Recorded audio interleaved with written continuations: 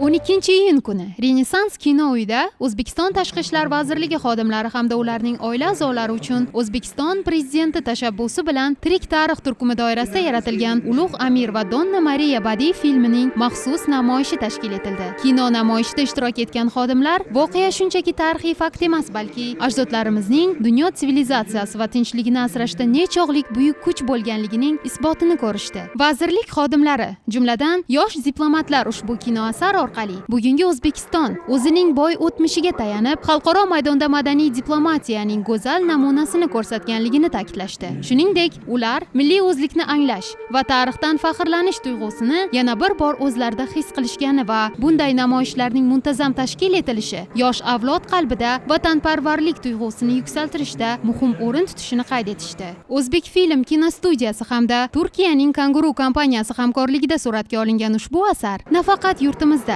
balki Madrid, Barselona, London va Washington kabi shaharlarda katta muvaffaqiyat bilan namoyish etilgan.